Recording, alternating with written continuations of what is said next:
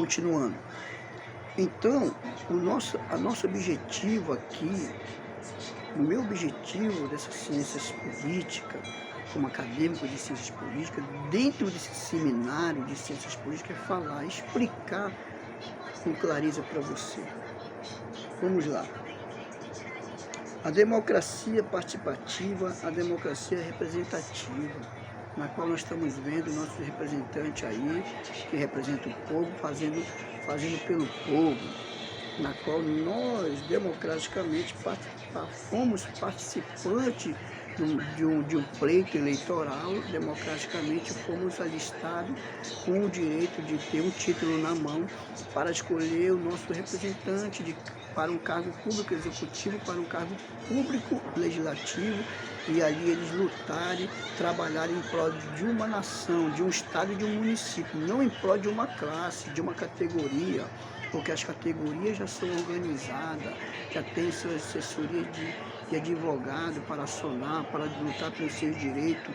O povo que muitas das vezes não tem uma organização, que muitas das vezes não entende os seus direitos, eles precisam sim do nosso representante, do nosso governador, do nosso prefeito, do nosso vereador, do nosso deputado estadual, federal, senador e presidente, porque o povo são pessoas totalmente, muitas das vezes, semi-analfabetos, que muitas das vezes não conhecem os seus direitos, que dentro da nossa Constituição está lá escrita.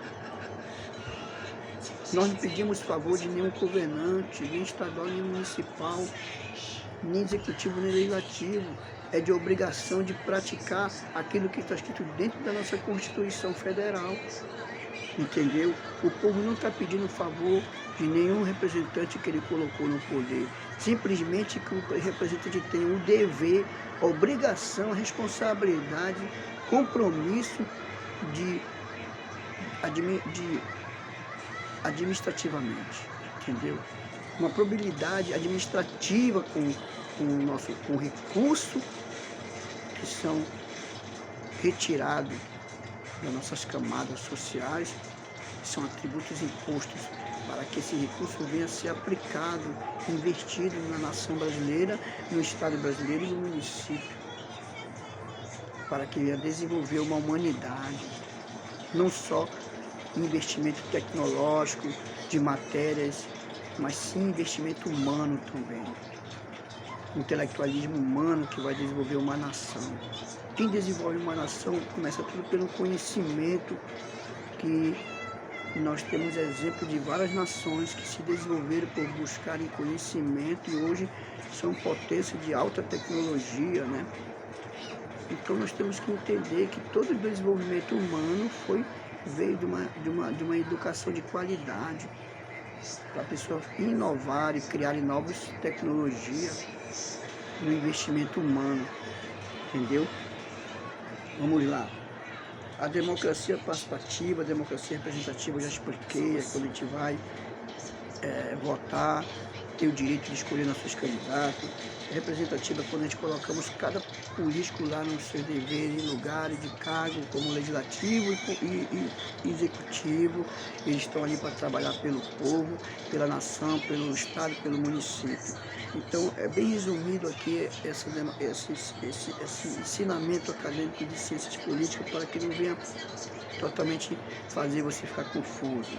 Vamos lá. Historicamente falando, gregos problematizaram a diferença entre espaço público e privado, formularam a classificação das formas de governo, promovendo reflexão sobre os regimes políticos, inserindo-os em uma perspectiva histórica ou filosófica, entendeu? Então, esse momento, né, que eles trazem para a nossa atualidade. Eu vou trazer para a nossa atualidade, né, essa filosofia histórica, perspectiva de filosofia histórica que veio, né, que esse autor que trouxe que explicou a democracia como ela é, como ela mostra como que ela é, né? inserindo, problematizaram a diferença entre espaço público e privado, formularam, classificaram, né, das normas de governo, promovendo reflexão sobre os regimes políticos, inserindo-os em uma perspectiva histórica ou filosófica. Então, meu irmão, eu quero aqui falar com toda sinceridade. O nosso poder executivo, o nosso poder legislativo, esse seminário de acadêmico de ciências políticas é para trazer que, de fato real, a democracia, embora que às vezes a gente fica desesperançoso, né, de não ter uma esperança democraticamente por causa da corrupção, né? Muitos querem acabar com a democracia porque muitos brasileiros que injetaram algum sistema político para querer acabar com a nossa democracia. A nossa democracia, ela nos traz benefício de escolha, ela nos dá liberdade de escolher nossos representantes. Numa ditadura, nós não temos liberdade de escolher nenhum representante. Entre eles, lá, eles escolhem o seu representante. O povo fica de fora em algum sistema de governo ditatorial. E o Brasil é um dos países mais democráticos que tem da América Latina, apesar dos conflitos de partidos, né, de algumas ideias de projeto de pensamento humano brasileiro, que traz todo esse conflito, esse desentendimento, e muitas das vezes eles criticam a nossa democracia. Ela dá oportunidade por mais perfil, de um homem da mais baixa camada social de chegar no poder executivo ou no poder legislativo. A democracia nos dá essa oportunidade, mas depende dos partidos na qual a pessoa vai se afiliar lá dentro. Depende da indicação do representante do partido, do presidente do partido ou dos membros dos partidos que apoiam esse filiado para levar suas ideias, para que essas ideias venham a ser colocadas na prática ou ser votadas na Casa Legislativa para que ela venha ter um prosseguimento no nosso país, no nosso estado brasileiro. Uma das coisas que o homem não pode jamais destruir é a ideia de um brasileiro, quando ela já está executada e praticada. Ela vai avançar. Os poderosos, eles não têm medo da bomba atômica. Os poderosos não têm medo das mais sofisticadas armas criadas por grandes gênios e cientistas. Os poderosos têm medo do projeto que vem da mente do ser humano, que possa ser projeto de mudança, inovador. É isso que eles têm medo. É por isso que eles trazem toda essa manipulação, alienação para uma nação, para um município, para um estado. É pela criação e inovação do seu projeto que pode trazer mudança, como nós temos um ponto referencial do nosso presidente atual, que tem diferença de projetos, na qual há décadas não se via projeto de políticas públicas, de programas sociais, de subprogramas sociais, dentro de um orçamento administrativo executivo.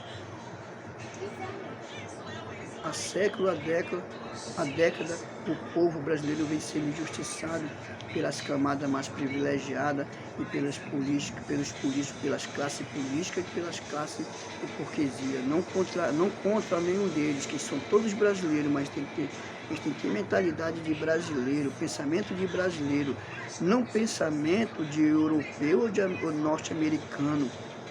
Os europeus são os europeus, os norte-americanos são americanos, nós somos brasileiros. Dentro de uma pátria, de um país onde nós somos naturalizados em nacionalidade brasileira.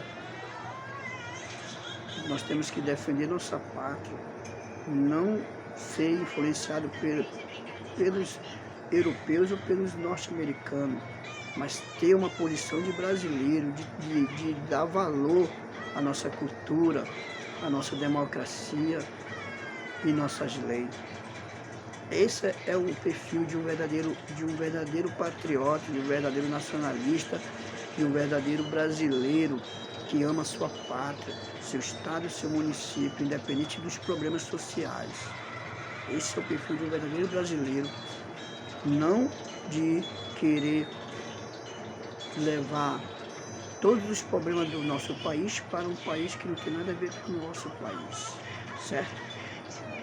Então, trazendo de volta aqui para o tema, vamos lá.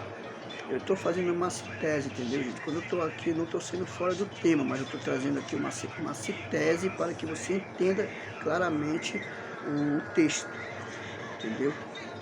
Vamos lá. As coisas pertencentes a todos. República. Público. As coisas pertencentes a todos, os membros do povo. Alusiva a questões pertinentes a todos os interesses geral e ao bem comum. Então a república, Romanos república,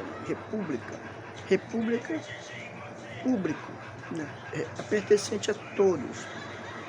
Tudo que tem no nosso país, de patrimônio geral, pertence a todos, ao único povo.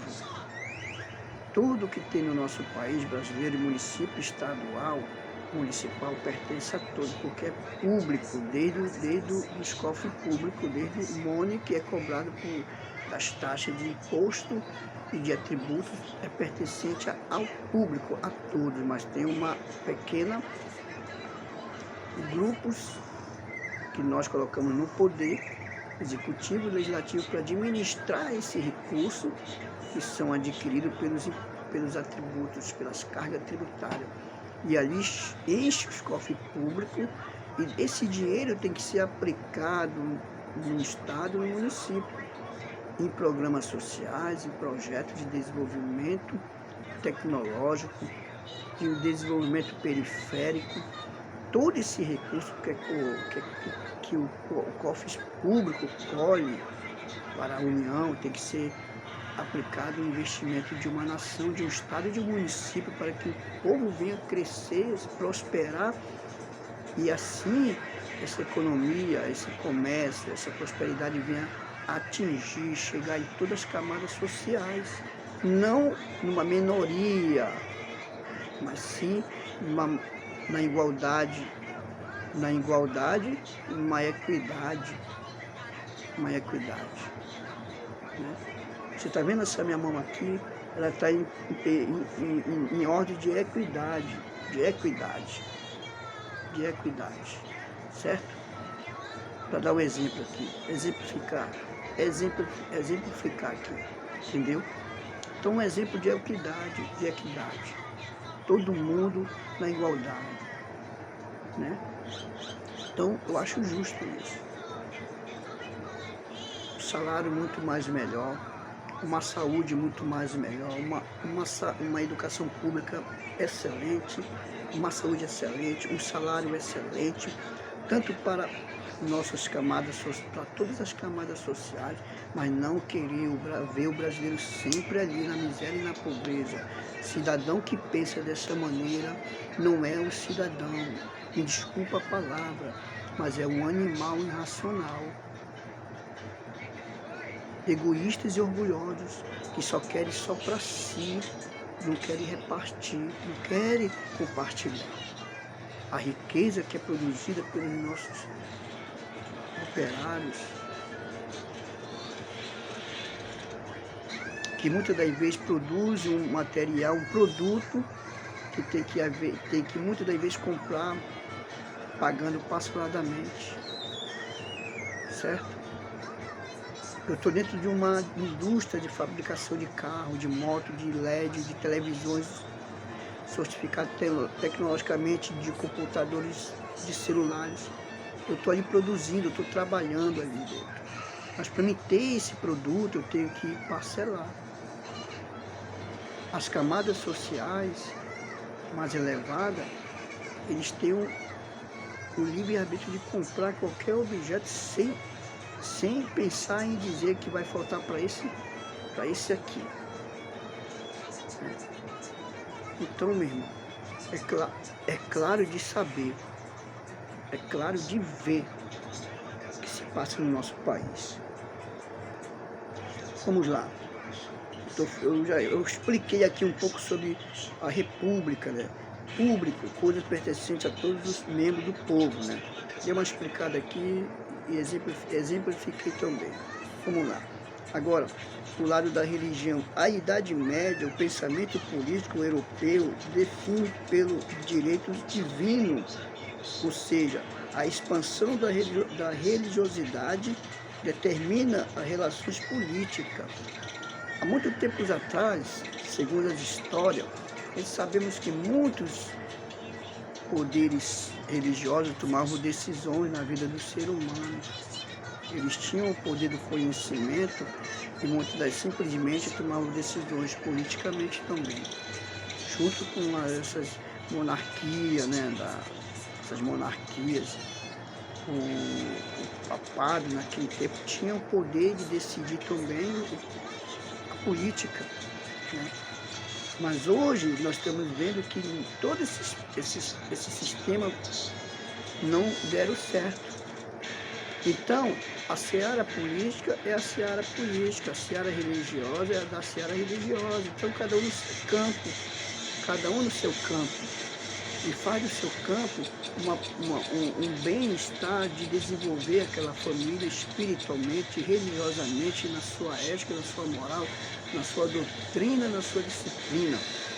Politicamente, na seara política, para os políticos desenvolverem projetos, trazerem prosperidade econômica para uma nação, para o município, para o estado, para o desenvolvimento da família, na área profissionalizante, na área intelectual, na saúde, em todos os aspectos social. Esse é o papel do político, esse é o papel do sistema religioso. Ambos eles têm relações, mas uma relação que venha ter um entendimento de que a prosperidade venha para todos, não para uma ideologia de grupos, de classes. Aí que se entra a injustiça contra outras minorias de classe, de grupo. Então, quando se faz justiça, é quando a gente vai em busca dos nossos direitos, né? Nossos direitos políticos. Então, a religiosidade ela tem que ter separação da política e da religião. O Papa, o pastor, o bispo, ele tem o seu dever, a sua missão de levar ali uma ética, uma moral, de mandamento, disciplinar e doutrina para ali dentro de um templo, onde conduz ali as famílias que estão congregando dentro desses templos, que são construídos por mão humana, certo? Então, a minha diferença da minha interpretação, da minha síntese aqui dentro desse texto, é diferente do seminário acadêmico que eu fiz no Instagram. Está lá também esse mesmo assunto, mas está com outra interpretação que eu fiz de síntese, mas também está incluído dentro desse mesmo sistema sistemático. Entendeu? Então, a religião, no tempo da Idade Média, tomava decisões pelos políticos, muitas das vezes, e pelos reis. Então, hoje nós não temos teocracia no nosso país, nós temos um regime democrático. Teocracia não. Então, essas camadas sociais e religiosas aí, já está na hora de tirar o cavalinho da chuva, porque eu acredito que não vai ser mais dessa maneira como vocês querem. Vai ser do jeito que o povo quer. Se nós vamos reeleger político, vai ser para fazer a vontade do povo, a soberania do povo.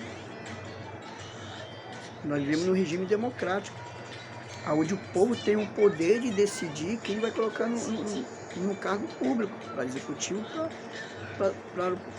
para o poder legislativo. Esse é o ponto de vista que eu estou tendo nesse momento. Então, vamos mais adiante. Nicolau Maquiavel, em 1469, 1527, ele se expressa dessa maneira. Inaugura um pensamento político moderno de forma sistemática, permitindo a elaboração de teorias sobre o Estado e o poder. Nicolau Maquiavel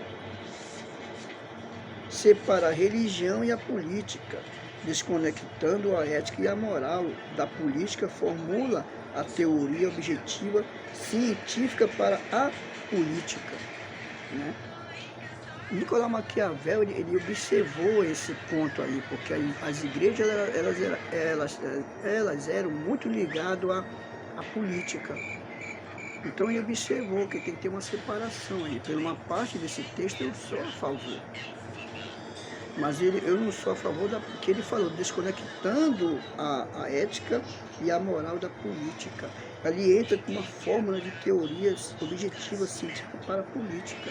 E tem várias formas, até de mandamento que eu vou já ler aqui para vocês. Então, se o político, qualquer intelectual que já tem uma graduação, pós-mestrado, doutorado, e leu essa obra de Maquiavel, tira o cavalinho da chuva mesmo, porque já está transpassada, porque eu vou falar uma verdade, nós não podemos mais viver desse tipo na qual a inspiração de Maquiavel se expressou, que nós temos que agir dessa maneira, mas por causa da nossa Constituição, nossos princípios de lei, de norma, de regra, nós vamos ter que seguir e cumprir o que está escrito dentro da nossa Constituição. Não tem mais astúcia, nem mentira, nem engano. Temos que ser transparentes. Mas como Maquiavel ele falou, ele se expressou, desconectando a ética e a moral da política. E Maquiavel ele implanta uma imoralidade. Por isso que no tempo dos imperadores a gente vê a história, e lê, escuta e vê nas histórias que eles eram pessoas imorais, e animais, eles faziam práticas cruéis. Eles tinham uma república, mas eram imorais, eles não tinham ética nem moral, eles faziam práticas cruéis, praticavam atos cruéis. Antigas Roma, antigos imperadores, nós estudamos a história dos antigos papas. Na Inquisição, mataram muitas pessoas por suas ignorâncias intelectuais, por não ter conhecimento e nem sabedoria, levaram a se comportar como animais irracionais, matando outro ser humano também, causando problemas sociais. Conforme o desenvolvimento humano, o país, os estados, os municípios, a nação e inúmeras nações foram mudando o seu sistema de governo, né? Para ser um governo mais humano, mais respeitoso ao próximo, trazendo leis que vai equilibrar uma nação, um município e um estado. Não trazendo leis vulneráveis que fazem uma nação, um país e um estado ser selvagens, incivilizados, certo? Então Maquiavel, muito cuidado com essa obra de Maquiavel, cuidado. Vamos lá. Conceito teórico das elites. Autores, Gaetano Mosca, em 1858, em 1941, jurista, cientista político italiano, Gaetano Mosca, se expressa dessa maneira.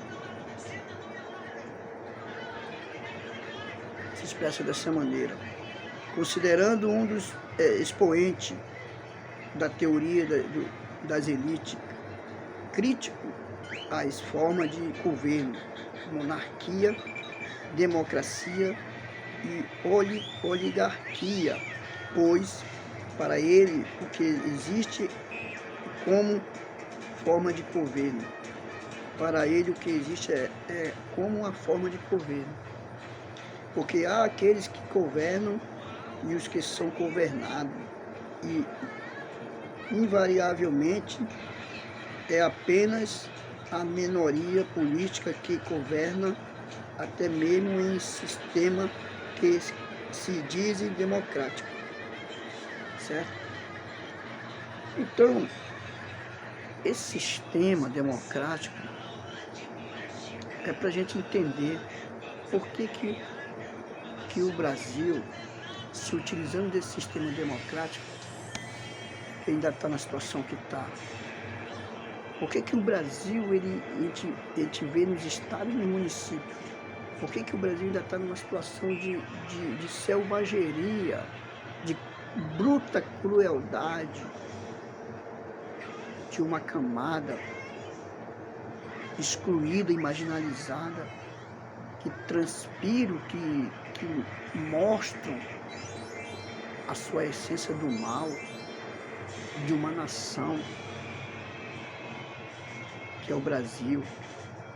Não somente as camadas mais marginalizadas, mas também as camadas políticas, que demonstram essa selvageria, esse comportamento de um político animal, que só pensa nos conflitos, nos atritos, nas guerras, sem piedade, sem o amor à humanidade, ao próximo, de respeito até os mandamentos divinos da sua própria religião, que se dizem ser conservadores, neoliberalistas, liberais, e demonstram em seu corpo físico, espírito e alma o seu mais perfil brutal de crueldade que tem dentro do sistema político brasileiro. De nós ver a crueldade de um estado, de um município, tangindo a injustiça sociais, trazendo morte para várias famílias dentro do nosso país.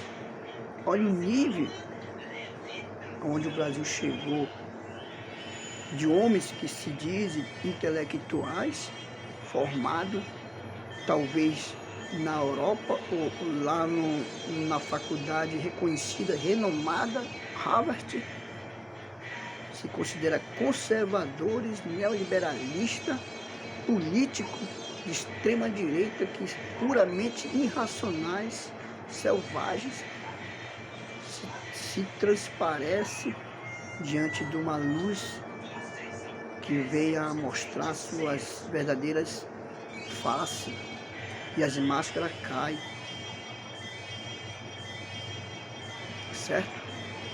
Então, nós estamos aí para decifrar o ocultismo animalístico desses homens irracionais e animais políticos, que usam da democracia para ser autoritaristas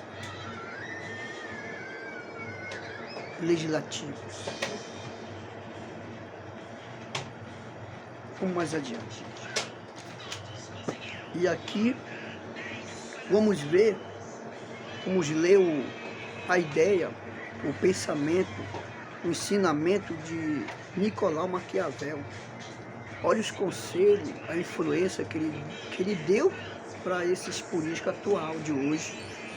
Com certeza eles leram esse livro, talvez da extrema direita, até mesmo o grande soberano presidente da América do Norte, Donald Trump, o diabo louro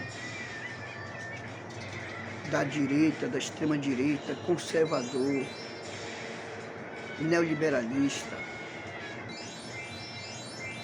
que está causando divisão, confusão, com espírito de divisão, de confusão e de guerra.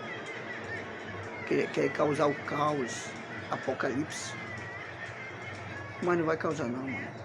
Porque eu acredito que nossa nação brasileira está alinhada com nações certas agora, independente do seu sistema político-governamental. Mas eu acredito que é uma civilização de respeito com outras nações e de uma boa sabedoria de conhecimento para um conselho de negócios de entendimento para todas as nações. Olha o pensamento de Nicolau Maquiavel. Nicolau Maquiavel. Quais são os ensinamentos de Maquiavel? Quais são os ensinamentos de Maquiavel? Os 10 mandamentos de Maquiavel. Os 10 mandamentos de Maquiavel. Eu vou ler aqui. Primeiro mandamento: zela apenas por seus interesses. Não honre ninguém além de si mesmo. Faça o mal, porém finja fazer o bem.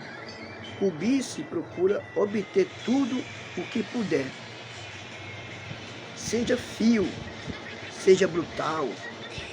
Engane o próximo toda vez que puder. Engane o próximo toda vez que puder. Mate os seus inimigos e, se for necessário, os seus amigos. Olha a crueldade desse cara. Olha o pensamento do Nicolau Maquiavel. Olha o ensinamento dele que ele dá. Talvez muitos políticos já leram essa parte aí do ensinamento de Maquiavel. Né? Engane o próximo toda vez que puder. Use a força em vez de bondade ao tratar com o próximo. Use a força de vez de bondade ao tratar com o próximo. Olha só o pensamento, o ensinamento desse cara. Pense exclusivamente na guerra. Meu irmão, não é de pensar que esses caras aí que estão no poder, os conservadores, neoliberalistas, não tenho nada contra esses pessoal, essa camada de classe política da extrema direita, mas eles têm que se colocar no lugar deles, porque nós estamos num país democrático. Eles não querem cumprir as nossas normas de princípio de lei. Eles querem uma autonomia, eles querem uma autonomia, né? Querem ser protagonistas de si mesmos, mas não querem obedecer aos princípios e às normas da lei, nem as éticas, nem a moral. Outros políticos têm autonomia, protagonismo, mas têm a obediência à ética e à moral das nossas leis. E outros políticos não querem. Eles querem ter autonomia, protagonismo, mas querem fazer suas próprias vontades de pensamento maquiavélico. Como eu acabei de ler agora aqui o ensinamento deles. Quantos políticos já leram esse livro? Nenhum deles vão dizer. É isso que eles estão fazendo. Se utilizando de uma teoria de pensamento maquiavélico para praticar hoje aqui no nosso país. Mas só que está mudando, meu irmão. Está mudando. Nós temos as plataformas das redes sociais, cidadão como eu, que está no pleno desenvolvimento gradual, que está entendendo o sistema político, democrático, que está entendendo outro sistema de governo também. Entendeu? Vamos mais adiante, vamos finalizar com essas palavras aqui. Até passando até um pouquinho já, era 30 minutos, mas eu vou finalizar logo aqui, antes de o celular finalizar por mim. Vamos lá. O seminário acadêmico. Eu falei que eu farei 3 vídeos, gente. Eu vou parar por aqui. Eu vou continuar aqui. O seminário acadêmico, a ditadura militar no Brasil. Porque esse vídeo vai acabar. Eu vou prosseguir agora no terceiro vídeo.